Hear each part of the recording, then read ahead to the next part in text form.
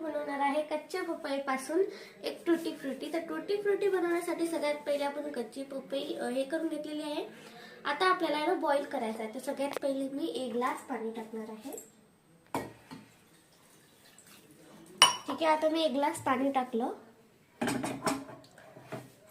आता याला आपल्याला बॉईल करायचं आहे। ठीक आहे, आता आपण बॉईल करायचं आहे याला।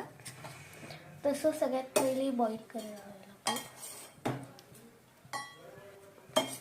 हे बॉईल झाल्यानंतर याला फक्त 5 मिनिट आपल्याला वाळवायचं आहे। आणि वाळवल्यानंतर याला जर आपल्याला कलर द्यायचा असेल आणि सो आपल्याकडे कोणाकडे नसतो तर आपण पत्तीचा पण कलर बनवू शकतो, कॉफी कलर। ठीक आहे, तर बघा याला आपण आता बॉईल करून घेऊयात। आणि त्याच्यानंतर जर आपल्याला थोडंसं गोड आवडत असेल तर आपण साखर पण त्यात ऍड करू शकतो।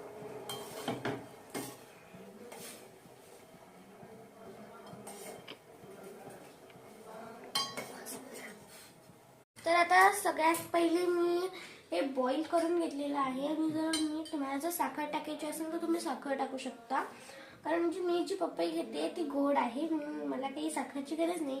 आता जर आपल्याला फूड कलर द्यायचा असेल आणि कोणाकडे नसेल तर आपण कॉफी कलर सुद्धा देऊ शकतो। कसा ते बघा, आपली पत्ती ही पत्ती घेऊयात आणि जराशी पत्ती आपण टाकून बघूयात। ठीक आहे, पाण्यात टाकून बघूयात। ओके, मी जराशी टाकते कारण जास्त जर पत्ती टाकली तर ते पत्तीचा जरासा स्वाद येतो। आता वापस एकदा याला बॉईल करून घ्यायचं आहे। तर सगळ्यात पहिले मी चम्मच काढून घेते कारण चम्मच गरम होईल। गरम ठेवलेला आहे गॅसवर आणि वापस एकदा आपल्याला गॅसवर वापस एकदा याला बॉईल करूयात। तर आता बॉईल करताना पत्तीचा सगळा रंग निघला पाहिजे। ठीक आहे, जसं चहा बनवताना कसा हे रंग होतो ना तसा करायचा आहे। जसं आपण पाण्याचा चहा बनवतो तसा। तर सगळ्यात पहिले मी आता पत्तीचा जोपर्यंत कलर उतरत नाही तोपर्यंत मी याला बॉईलच करणार आहे। सो तुम्ही तोपर्यंत 2 मिनिटं हे करू शकता आणि जेव्हा बॉईल होईल तेव्हा त्याला आपण जेलीच्या हे करू शकता।